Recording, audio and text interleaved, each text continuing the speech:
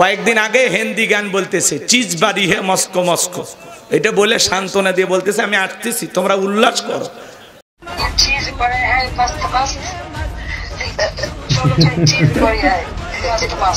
Ready?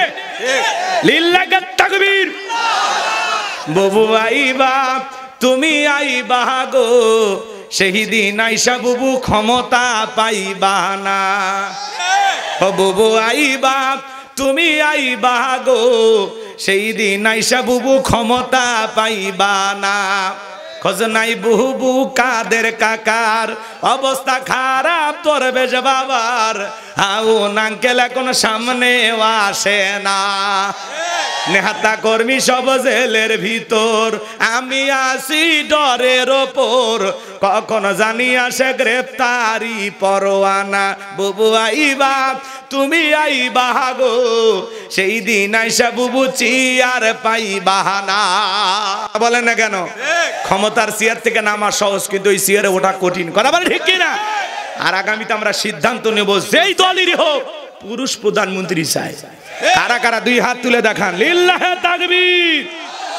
নারীদের দেখার দিন শেষ, আগামীতে পুরুষের বাংলাদেশ। কথা বলে ডেকে না? যারা মুসলমানের রক্ত নিয়ে খেলা করেছিল, নিরীহ মুসলমানদেরকে ফাঁসির দড়িতে, নিরীহ আলেমদেরকে ফাঁসির দড়িতে ঝুলিয়েছিল, শাপলা চত্বরে ইয়েতিম হাফেজ আলেমদেরকে হত্যা করেছিল, যারা বছরের পর বছর মিথ্যা মামলা হামলা দিয়ে অসংখ্য মানুষকে জেলখানায় বন্দী করে রেখেছিল, যাদের হাতে মুসলমানের রক্ত লেগেছিল, আজকে তারা ক্ষমতার চেয়ার তুলে পালিয়ে গেছে। কথা বলেন ঠিক কিনা? খেলা কার? এই জোরে বলেন খেলা কার? আমরা বললাম ম্যাডাম পদত্যাগ করেন। আল্লাহ বলে কিসের পদত্যাগ? এরা যে অন্যায় অপরাধ করেছে, শুধু পদত্যাগ না, আমি আল্লাহ এদেরকে দেশ ত্যাগ করতে বাধ্য করব। ইন্না বাতশা রাব্বিকা লাশাদীদ, আল্লাহর পাকড়াও বড় কঠিন। আল্লাহ ধরে ধরে না, যেদিন ধরবে মামু বাড়ি দিল্লি গিয়ে পড়বে। কথা বলেন ঠিক কিনা? আজকে কি আছে? বড় বড় কথা বলতো, সব পালিয়ে গেছে, হারিয়ে গেছে, দাম্ভিক কথা সব শেষ। কথা বলে না? রাগ করেন নাকি আপনারা? মাঝে মাঝে আমাদেরকে কল রেকর্ড ফাঁস করে সাবধান করে দিয়ে বলে আমি দেশের কাছে আছি, শর্ট করে ঢুকবো। আমরা বলতে চাই যাওয়ার আগে বললেন না, এখন আবার দেশে ফেরার সময় এত নাটক কেন? আপনার যে দিকতে মন চাই ঢোকেন। কথা বলেন। যারা পালিয়ে যায় এরা কখনো ফিরে আসে? এই যুবক, সে মা সন্তানকে ফেলায় পালিয়ে যায়, ওটা মা না। কথা কন না, কথা কন, কথা কন। যিনি পালিয়ে গেছে উনি কখনো আসবে না। মিছে এগুলো তোমাদেরকে বলে, খামাকা ওই ফাঁদে পা দিও না। মেয়ে মানুষের রাগ বেশি, জেদ বেশি, অভিমান বেশি। দেখেন না, স্বামীর সাথে ঝগড়া লাগে হাড়ি পাতিল ভেঙে ফেলে দেয়, স্বামী তুলে আছাড় মারে। দেখেন না কি রাগ, দেশ তুলে ভেঙে গেছে। কথা কয় না? এই জন্য বাজানো সাবধান, চলেন না সামনের দিকে যায়, মন খারাপ করবেন না আমার ভাইয়েরা, দিল দিয়া কথাগুলো বুঝবেন বাজান। বিশ্বনবীর প্রিয় সাহাবী হযরতে আনাস রাদিয়াল্লাহু তাআলা বলেন, নবীজি কাবার হাতিমে হেলান দিয়ে বসা, আমি তাকায় দেখি নবীজির মনটা ভীষণ খারাপ, মুখটা মলিন, চোখের কোনা দিয়া অশ্রু ঝরতেছে। হযরতে আনাস ডেকে বলেন, কিছুটা সময় অতিবাহিত হয়ে যাওয়ার পরে আমি তাকায় দেখি নবীজি আমার মুস্কি মুস্কি হাসতেছেন। বলুন সুবহানাল্লাহ। এই এক চুল কোনো কথা না। সম্মানিত ভাইয়েরা আমার, দিল দিয়া কথাগুলো বোঝার চেষ্টা করবেন বাজান। নবীজি কেন কাঁদেন, কেন হাসেন, এর পিছনে রহস্য আছে না নাই? নবীজির কান্না করার কারণ হলো নবীজির কলিজার টুকরা ছেলে সন্তানগুলো জন্ম নেয়, আর একে একে ছেলে সন্তানগুলো মারা যায়। আবুল কাসেম মারা যায়, আবু তাহের মারা যায়, ইব্রাহিম মারা যায়। বাবা হিসাবে নবীর মনেও কষ্ট লাগে কিনা? আপনারাই বলুন বাজান। আল্লাহ না করুক আপনার আমার সন্তান যদি মারা যায়, আপনার আমার মনের ভিতরে কষ্ট লাগবে। কথা বলেন ঠিক কি না? একেতে সন্তান হারানোর ব্যথা, অন্যদিকে নবীজির কাছের চাচা নাম হলো আবু লাহাব ডেকে বলে, ভাতিজা তোমার বংশী বাতি জ্বালানোর কেউ থাকলো না, তুমি একটা লেজ কাটা, তুমি একটা নির্বংশ, তুমি একটা হাত করে জোরে কন্যা নাউযুবিল্লাহ। যদিও রাসূলের 4টা কন্যা সন্তান জীবিত ছিল, কিন্তু নবীজির ছেলে সন্তানগুলো জন্ম নেয় আর একে একে ছেলে সন্তানগুলো মারা যায়। নবীজির ছেলে সন্তানগুলো বাজান গো আমার কেন শিশুকালে মারা গেলেন? একটা ছেলেও কেন যৌবন পর্যন্ত জীবিত থাকলো না? অনেক পয়গম্বরের সন্তান জীবিত ছিল, আপনার আমার নবীর ছেলে সন্তানগুলো কেন জীবিত থাকলো না? আল্লাহ তাআলা কেন শিশুকালে উঠিয়ে নিলেন? এর পিছনে কারণ আছে না নাই? নবীজির ছেলে সন্তানগুলো শিশুকালে বিদায় নেওয়ার পেছনে কারণ আছে তিনটি। জোরে বলেন কয়টি? আর জোরে নবীর উম্মত হিসেবে জানতে মনে চায় না নবীজির ছেলে সন্তানগুলো কেন মারা গেল? কি সেই তিনটি রহস্য, কি সেই তিনটি কারণ? কারা কারা শুনতে চান হাত তুলে দেখান। সবাই শুনতে চান তো? ইনশাআল্লাহ আল্লাহ কবুল করুন, জোরে বলুন আমিন। আমার ভাইয়ের নবীজির ছেলে সন্তানগুলো কেন মারা গেল? কি সেই তিনটি রহস্য, কি সেই তিনটে কারণ? যদি বলতে চায় তাহলে 3 নাম্বার আয়াতের আলোচনা করা লাগবে। আমি কি 1 নাম্বার আয়াত বাদ দিয়ে 3 নাম্বারে যাব, নাকি আস্তে আস্তে শুরু করা যাক? ধৈর্য আছে তো ভাই? ধৈর্য আছে তো ইনশাআল্লাহ? আমার ভাইয়েরা, একে তো সন্তান হারানোর ব্যথা, আপন মানুষদের সমালোচনা, অন্যদিকে সাহাবায়ে কেরাম যারা ইসলাম ধর্ম গ্রহণ করে কাফের বেঈমানরা তাদের উপর নির্যাতন জুলুমের স্টিম রোলার চালায়। হযরতে বেলাল তখনও কালেমা পড়ে মুসলমান হন নাই। নবীজি রাতের বেলায় দারুল আরকামে বসা। হযরতে বেলাল বিশ্ব নবীর দরবারে উপস্থিত হয়ে গেলেন। নবীজির চেহারার দিকে তাকাইয়া ডেকে বলেন, নবী গো, আপনার চাইতে সুন্দর মানুষ আমি জীবনে কোনোদিন দেখি নাই। বলুন সুবহানাল্লাহ। আপনার আমার নবী কতটা সুন্দর ছিলেন জানেন? হযরতে জাবের রাদিয়াল্লাহু তাআলা আনহু বলেন, পূর্ণিমার রাত আমি রাসূলের বাড়িতে গিয়েছিলাম। সেদিন দেখেছিলাম চাঁদ উদয় হয়েছে 2টা, একটা চাঁদ আসমানে আর একটা চাঁদ জমিনে। হযরতে জাবের ডেকে বলেন, আমি একবার আকাশের পূর্ণিমার চাঁদের দিকে তাকাই, আর একবার বিশ্ব নবীর চেহারার দিকে তাকাই। হযরতে জাবের রাদিয়াল্লাহু তাআলা আনহু বলেন, ওই আকাশের পূর্ণিমার চাঁদের চাইতেও বিশ্ব নবীকে আমার কাছে বেশি সুন্দর মনে হয়।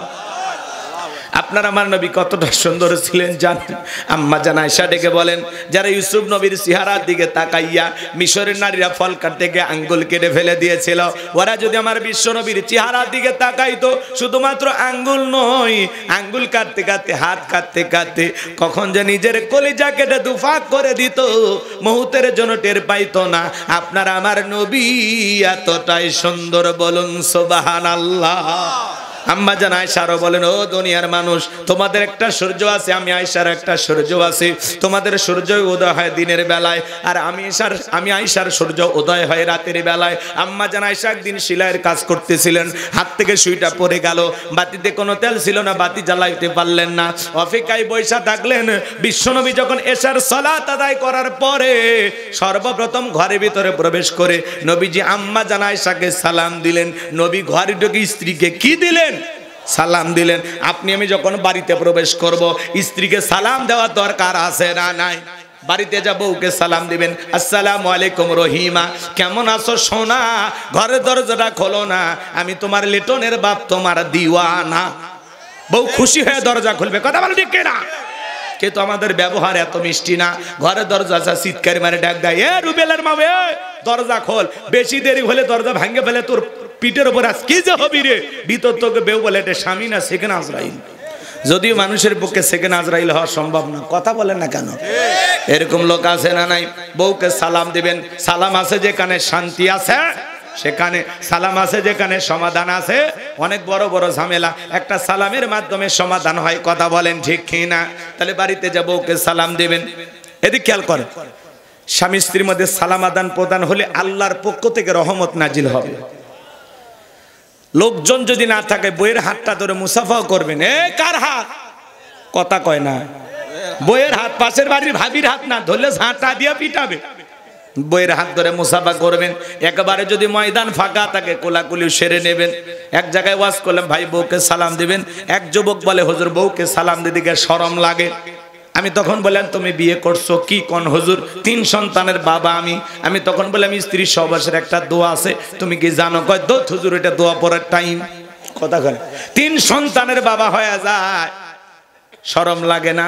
বউকে সালাম দিদিকে শরম লাগে, ওটা শরম না শয়তানি। কথা বলে। বউকে সালাম দিবেন। হঠাৎ করে বউ সালাম দিলে বউ চমকে উঠতে পারে, কারে সালাম দিলা? তখন বলবা, ময়না তোরে সালাম দিলাম। তখন বলতে পারে, হুজুর আজকে আবার কোন হুজুরের মুরিদ নিয়ে বাড়িতে ঢুকলা? সেদিনই তো উমুকের গাছের কলা চুরি করলা। কথা বোঝেন নাই? কারণ বউ আপনার আমার গোপন তথ্য সব জানে, কথা বলে ঠিক কিনা? মাঝে মাঝে বউকে সালাম দিবেন বাজান, 2-4 দিন দিতে দিতে অভ্যাসে পরিণত হয়ে যাবে। ছোট ছোট বাচ্চাদেরকে সালাম দিবেন, আজকে দেন কালকে দেন পরশুদিন দেখবেন ওই বাচ্চাই আপনাকে সালাম দিবে, কথা বলেন ঠিক কিনা? সূরা নূরের 27 নম্বর আয়াতে আল্লাহ জানিয়ে দিয়েছেন, একজন মুমিন যখন আমার আরেকজন মুমিনের গৃহে প্রবেশ করবে, ওই গৃহবাসীর অনুমতি নিয়ে সালাম দিয়া তারপরে তার বাড়িতে প্রবেশ করতে হবে। আপনি রুবেল রুবেল বাসা বাসা কয়ে বাড়ির ভিতরে ঢুকে যান, বাসার বইয়ের ওন্না ঠিক নাই, ওর মাও কি করতেছে বোন কি করতেছে এক নজরে সব দেখা শেষ, কথা বলেন। একজন মুসলমান আর একজন মুসলমানের গৃহে প্রবেশ করতে হলে গৃহবাসীর অনুমতি নিয়ে সালাম দিয়া তারপরে ঢুকতে হবে। এই অনুমতি নিতে নিতে সালাম দিতে দিতে এই সালাম বিনিময়ের অনুমতি, এই দুইটার মধ্যে যেটুকু সময় যাবে এর মধ্যে মহিলারা পর্দার আড়ালে চলে যাবে, কথা বলেন। আর আপনি গলা খাকর দেওয়া নাই, সালাম দেওয়া নাই, আদব কায়দা নাই, একেবারে নাম ধরে বাড়ির মধ্যে ঢুকে যাও। মেয়ে মানুষ ওরে দেখে তো উড় মারে, এই কথা কয় না। একটু ভালো হন, খালি ওয়াজ শুনলে হবে না, আমল করা লাগবে। আজকে মাহফিল থেকে যদি 2-1টা কথাও নিতে পারেন আলহামদুলিল্লাহ, এই মাহফিল কবুল করবেন কে? এজন্য শুধু শুনলে হবে না। তাহলে আজ থেকে সিদ্ধান্ত নেব, এক ভাই আর এক ভাইয়ের বাড়িতে প্রবেশ করতে হলে আগে সালাম দেব, অনুমতি নেব, তারপরে ঢুকবো। এই আমল আজ থেকেই কারা কারা করবেন একটু হাত তোলেন তো দেখিস, করবেন তো ইনশাআল্লাহ? জি। তাহলে প্রথমে সালাম, অনুমতি নেবেন, তারপরে ঢুকবেন। একবার সালাম দিবেন জবাব নাই, 2বার সালাম দিবেন জবাব নাই, 3বার সালাম দিবেন জবাব নাই। আপনার ওই দরজা থাকারও দরকার নেই, বাড়ি যান। আর মোবাইল নাম্বার থাকলে ফোন দিয়ে খবর নেন, কথা ক্লিয়ার না ভেজাল আছে? চলেন বাজান সামনের দিকে যায়। আমার যুবক ভাইরা রে, গভীর মনোযোগ দিয়ে কথাগুলো শুনে যাও। স্বামী স্ত্রীর মধ্যে সালাম আদান প্রদান হলে আল্লাহর পক্ষ থেকে রহমত নাজিল হবে। যেই জবান দিয়ে সালাম আদান প্রদান হবে, স্বামী স্ত্রীর মধ্যে সালাম আদান প্রদান হলে একে অপরের প্রতি শ্রদ্ধা, ভক্তি, বিশ্বাস, ভালোবাসা বেড়ে যাবে। যেই জবান দিয়ে সালামের জবাব দিবে আর সালাম বিনিময় হবে, ওই জবান দিয়ে একে অপরকে গালি দিতে পারবে না। জবানে আটকে যাবে, গালি কেমনে দেবে? মহব্বত আর ভালোবাসা এত গাঢ় হবে, গালি দেওয়ার চান্স নাই। কিন্তু তা তো করবেন না, কথা কর না গো। কি ভাই রাগ করতেছেন আপনারা? পারবেন? বাড়িতে যা স্বামীও সালাম দেয় না, বউ সালাম দেয় না, দুইজনে বোবা বোবা। আজ থেকে যান সালাম চালু হয় ঘরে ঘরে, কথা যান মনে থাকে, না হলে মিশাই এলে এত প্যান্ডেল খরচ করে লাভ নেই। রাগ করতেছেন মনে হয়? চলেন না সামনের দিকে যাই বাজান গো আমার, দিল দিয়া কথাগুলো বোঝার চেষ্টা করবেন। দাম্পত্য জীবনে আজকে সুখ নাই, শান্তি নাই। ওই যে স্লোগান শোনেন না, আপনি কি দাম্পত্য জীবনে অসুখী? স্লোগান শোনেন না? আপনার আমার দাম্পত্য জীবনে সুখ নাই, শান্তি নাই। শান্তি পেতে হলে রসুলের 4টি সুন্নত আমল করা লাগবে। নবীজির 4টি রোমান্টিক সুন্নত আছে। কোন স্বামী স্ত্রী যদি দাম্পত্য জীবনে 4টি সুন্নত আমল করতে পারে, মৃত্যু পর্যন্ত সম্পর্ক টিকে থাকার গ্যারান্টি। এ বাঁধন ছাবে না ছিঁড়ে, মৃত্যু পর্যন্ত কোনোদিন তালাক হবে না, বিচ্ছেদ হবে না। মাত্র 4টি সুন্নত। জোরে বলেন কয়টি? শুনবেন? কারা কারা হাত তোলেন দেখি, কারা কারা শুনবেন? শুনবেন তো ইনশাআল্লাহ? আল্লাহ কবুল করেন, জোরে বলেন আমিন। এখনই যদি 4টা সুন্নত নিয়ে আলোচনা করি, আলোচনা এলোমেলো হয়ে যাবে, সামনের দিকে যাওয়া লাগবে বাজান। অনেক কথা বলার বাকি আছে, আমি যে কথা বলতে চাই। আম্মা জান আয়েশা ডেকে বলেন, নবীজি সালাম দিয়ে যখন ঘরের ভিতরে প্রবেশ করলেন, নবীজির চেহারার আলোতে সুইটা কই পড়ে আছে আমি পরিষ্কার দেখতে পেয়েছি। বলুন সুবহানাল্লাহ। নবীর সম্মান মর্যাদা কত জানেন? এক জায়গায় ওয়াজ করলাম, ভাই বলেন তো আমাদের নবীর নাম কি? বলে হুজুর আব্দুল কাদের জিলানী। পীর সাহেবের নাম মুখস্থ আছে, কিন্তু কপাল পর আমার নবীর নামটাও বলতে পারে না। নবীর সম্মান মর্যাদা কত জানেন? যে নবী হা বললে তামাম পৃথিবীবাসীর জন্য আল্লাহ পাক হালালে পরিণত করে দেয়। যে নবী না বললে তামাম পৃথিবীবাসীর জন্য আল্লাহ পাক হারামে পরিণত করে দেয়। জমিনে পথ চললে আসমানের একখণ্ড মেঘ আসা নবীজিকে ছায়া দান করতো। যেই নবীর চেহারার উপরে মশা মাছি বড় হারাম। নবীজি যখন ঘেমে যেতেন, নবীজির দেহের ঘামগুলো আম্মা জানেরা শিশির ভিতরে জমা রাখতেন। বিশেষ দিনে নবীজির দেহের ঘামগুলো সুগন্ধি হিসেবে ব্যবহার করা হতো। হযরতে আনাস রাদিয়াল্লাহু তাআলা বলেন, নবীজির দেহের ঘামের চাইতে দামি সুগন্ধি জীবনে কোনোদিনই আমি আমার নাকি পাইনি। বলুন সুবহানাল্লাহ। নবীজি যেই রাস্তা দিয়ে হেঁটে যেতেন ওই রাস্তা দিয়ে সুগন্ধি বের হইতো। এমনকি কাফেরাও বলতে পারতো এই রাস্তা দিয়া নবী মুহাম্মদ হেঁটে গেছে। আল্লাহু আকবার। নবী থুতু নিক্ষেপ করলে সেখান থেকেও সুগন্ধি বের হইতো। নবীজি যখন ওযু করতেন ওযুর পানি দিয়ে সুগন্ধি বের হয়ে যেত। সাহাবায়ে কেরাম নবীজির ওযুর পানিগুলো নিয়ে নিজের শরীরের ভিতরে আতর হিসাবে ব্যবহার করতেন। বলুন না সুবহানাল্লাহ। এ বাজান, যে নবী আসমানের চাঁদের দিকে ইশারা করলে চাঁদ দুই টুকরো হয়ে যায়। আল্লাহু আকবার। জমিনে পা তুললে মাওলা পাকের আরশে আজিমে পর্যন্ত পৌঁছে যায়। বলুন না সুবহানাল্লাহ। যেই ছাগলের স্তনে দুধ নাই, নবীজির হাতটা লেগে গেলে দুধে পরিপূর্ণ হয়ে যায়। যেই খাবার 2-3 জন মানুষ খাবে, ওই খাবারে যখন বিশ্ব নবীর হাতটা লেগে যায়, শত শত মানুষ খাবার কেউ যেমন খাবার তেমনি থাকতো। কেমন দয়ার নবী পাইছি বাজার, যেই নবীর চেহারার দিকে তাকাইলে পেটের ক্ষুধা চলে যাইতো। সুবহানাল্লাহ। নবীর সম্মান মর্যাদা সারা জীবন আলোচনা করে শেষ হবে না। সামনের দিকে যাই বাজান, মজা লাগবে। আজকে নবীর এই কথাগুলো শোনার পরে যদি কেউ মাহফিল থেকে উঠে যায়, ওর চাইতে বড় কপাল পরা আর কেউ নাই। হযরত বেলাল নবীজির কাছে মনে আছে না নাই? হযরত বেলাল দিকে বলে, নবী আপনি কালেমার দাওয়াত দেন, ইসলামের প্রচার প্রসার করেন, দয়া করে আমারে কালেমা পড়ে মুসলমান বানায় দেন। বিশ্ব নবী হযরত বেলালকে পড়া দিলেন, লা ইলাহা ইল্লাল্লাহু মুহাম্মাদুর রাসূলুল্লাহ সাল্লাল্লাহু আলাইহি ওয়াসাল্লাম। হযরত বেলাল কালেমা পড়ে মুসলমান হয়ে গেল। নবী আমার ডেকে বলে, বেলাল ইসলামের অবস্থা এখন ভালো না, কালেমা পড়েছ আপাতত প্রকাশ করা যাবে না। আপনারা তাকায় দেখেন বাজান, তামাম পৃথিবীর জালেম বেঈমানদের দিকে। আজকে তামাম পৃথিবীর জালেম আর বেঈমানের ঐক্যবদ্ধ হয়েছে ইসলাম আর মুসলমানকে বিদায় করে দেওয়ার জন্য। আজও কিন্তু ইসলামের অবস্থা ভালো না। আজও ফিলিস্তিনি জমিনে মুসলমানদেরকে হত্যা করা হয়, কাশ্মীরে মুসলমানদেরকে হত্যা করা হয়, চীনের উইঘুরে মুসলমানদেরকে হত্যা করা হয়। মুসলমানদের মসজিদগুলো ভেঙে জমিনের সাথে গুড়িয়ে দেওয়া হচ্ছে। আজও গরু গোশত খাওয়ার অপরাধে মুসলমানদেরকে ভারতে হত্যা করা হয়। আজও তামাম পৃথিবীতে হাজারো নির্যাতন জুলুমের শিকার হলো মুসলমানেরা। কথা বলেন ঠিক কিনা? তামাম পৃথিবীর জালেম আর বেঈমানেরা পায়, জালেম আর বেঈমানেরা চায় ইসলাম আর মুসলমানকে বিদায় করে দেওয়ার জন্য। কথা বলেন ঠিক কিনা? কিন্তু মনে রাখবেন বাজান আমার, নমরুদ ফিরাউনের যেমন জায়গা হয় নাই, আজও যারা মুসলমানের রক্ত নিয়ে খেলা করতেছে ওই জালেমদেরও জায়গা পৃথিবীর জমিনে হবে না। ওরা যতই ষড়যন্ত্র করুক ইসলামকে বিদায় করে দিবে। বলেন তো বাজান, ইসলামকে বিদায় করা কি ওদের পক্ষে সম্ভব হবে? কারণ ইসলামের সুইচ আছে কার হাতে? আল্লাহর হাতে। একটু জোরে বলেন কার হাতে? আমার আল্লাহ বলেন, ইউরিদুনা লিতুফিউ নূরাল্লাহি বিআফওয়াহিহিম ওয়াল্লাহু মুতিম্মু নূরিহি ওয়ালাউ কারিহাল কাফিরুন। সূরা সফের ভিতরে আল্লাহ পাক জানিয়ে দিলেন, কাফেররা চাই মুখের ফুৎকারে দিনের আলোকে, ইসলামের আলোকে, কোরআনের আলোকে নেভায়া দিতে। আমার আল্লাহ ডেকে বলেন, আল্লাহু মুতিম্মু নূরিহি, এই জমিনে দিনের আলোকে, কোরআনের আলোকে, ইসলামের আলোকে আমি আল্লাহ রাব্বুল আলামিন প্রতিষ্ঠিত করেই ছাড়ব। যদিও কাফের বেঈমানদের অন্তরে যত ধরনের জ্বালা যন্ত্রণা হোক না কেন। কথা বলেন ঠিক কিনা? হযরতে বেলালকে নবী আমার ডেকে বলে, বেলাল ইসলামের অবস্থা এখন ভালো না, কালেমা পড়েছ আপাতত প্রকাশ করা যাবে না। হযরতে বেলাল ডেকে বলে, নবী আমার জীবনের কোনো দাম নাই।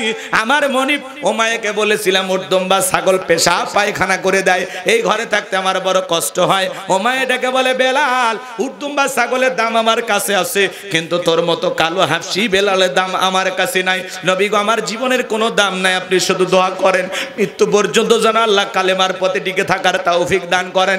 এই কথা বলে হযরতে বেলাল চলে গেলেন। পরের দিন সকালবেলা সূর্য উদয় হয়ে গেছে, অনেকটা বেলা হয়ে গেছে, ফলশ্রুতিতে বেলাল দরজা খোলে না।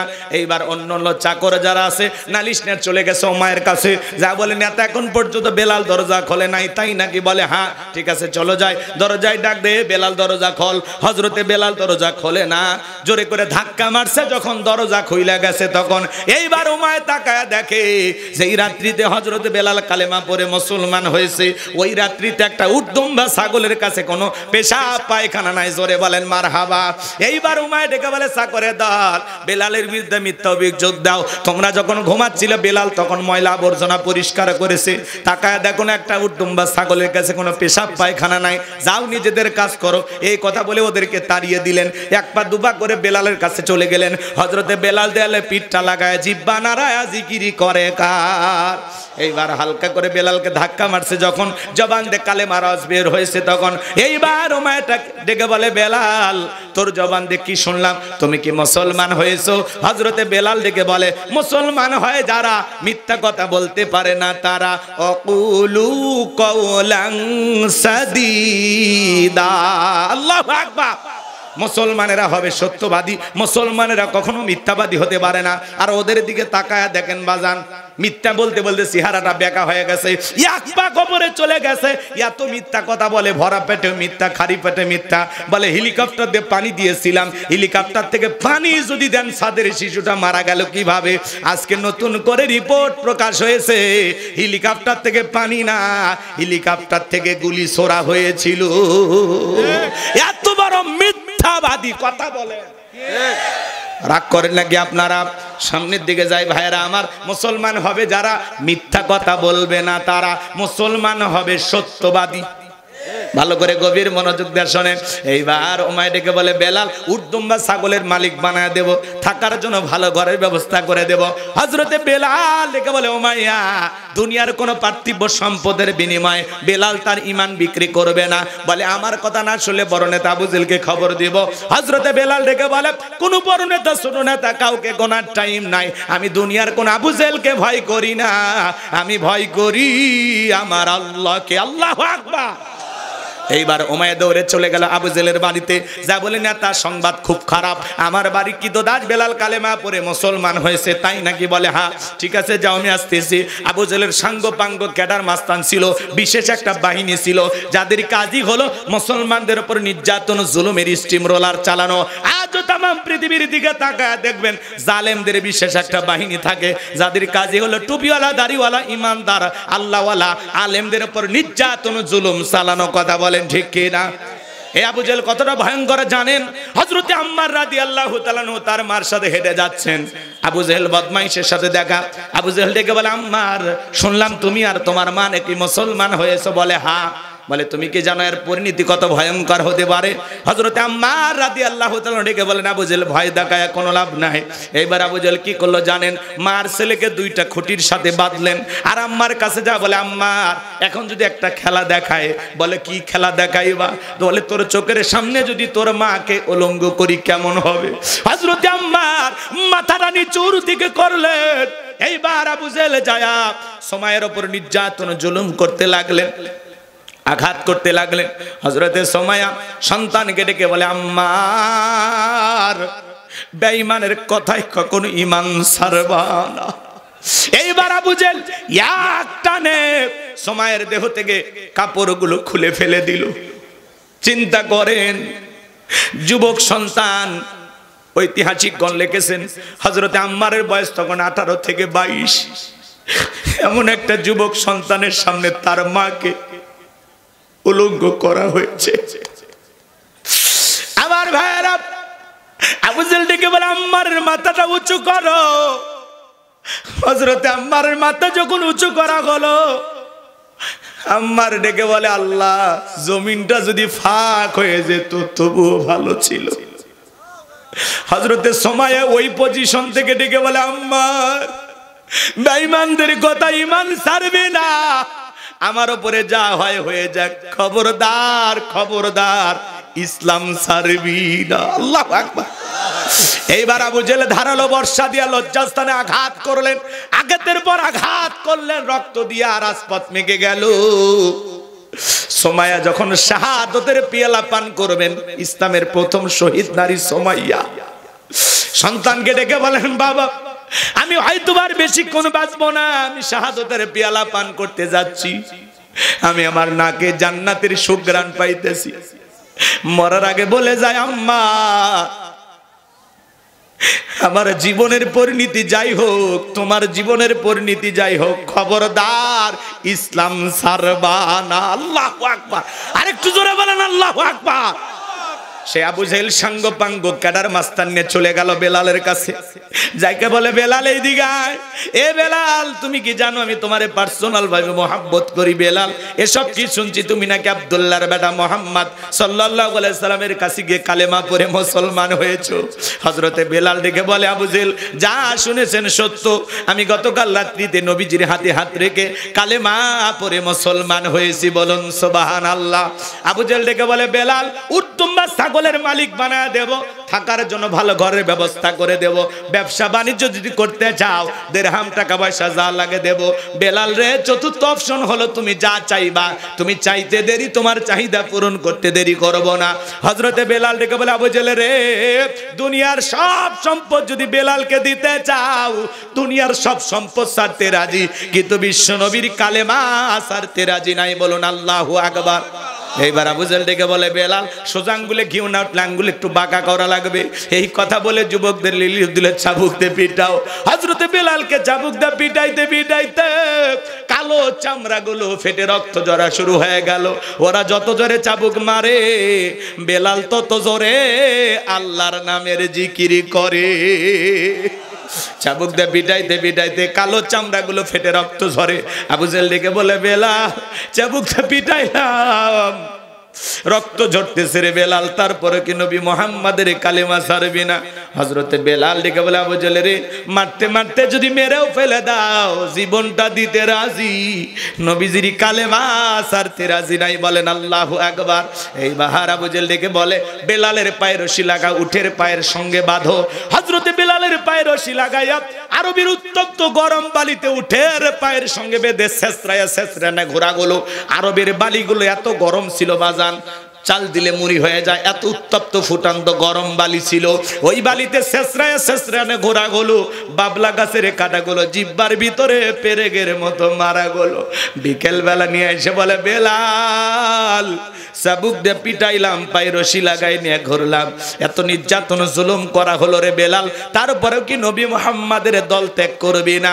হযরতে বেলাল ডেকে বলে, আবু জাহেল রে, মারতে মারতে যদি মেরেও ফেলে দাও, বেলালের নিঃশ্বাস থাকবে যতদিন, বেলাল ইসলামের পথে টিকে থাকবে ততদিন। আল্লাহু আকবার, আরেকটু জোরে বলেন আল্লাহু আকবার।